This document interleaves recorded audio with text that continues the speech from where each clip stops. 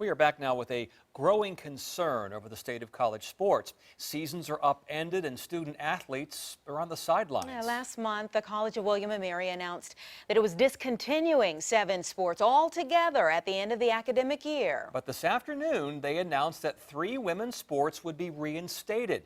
But 4 of the men's teams are still on the chopping block, and it is a trend that's concerning some alumni. 10 on your side's Marielena Balouris has a look at who's out of the game and who's calling foul on the play. Lena?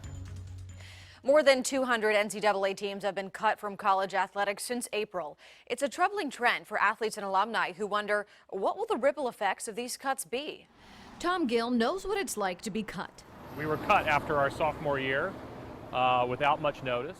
He was on the William & Mary swim team in the 90s, which was cut and then reinstated when the team raised money. When we did that, we accomplished something that we thought, this is it. Unfortunately, that wasn't it. Back in September, the College of William & Mary announced that 7 sports would be discontinued at the end of the academic year.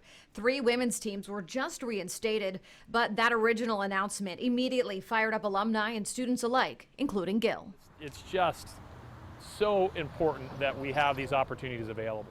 He worries about the impact these cuts will have on youth and high school sports. I think the impact on swimming in general, on Olympic sports, is huge. It starts with encouraging physical activity and extends to the role the athletes play in their communities. And it's these athletes that come back to their summer league pools and to the rec centers and to the YMCAs that become the instructors for the next group coming up.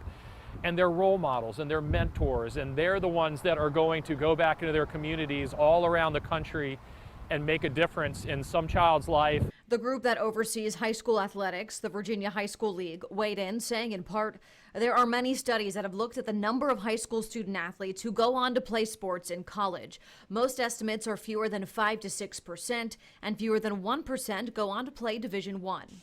A few weeks ago, William & Mary's interim athletic director, Jeremy Martin, addressed the tribe community, sharing more details on how the university made its decision. We project a $30 to $100 million shortfall for the institution this year, and we're amidst a recession that is going to take many years for the nation to recover from.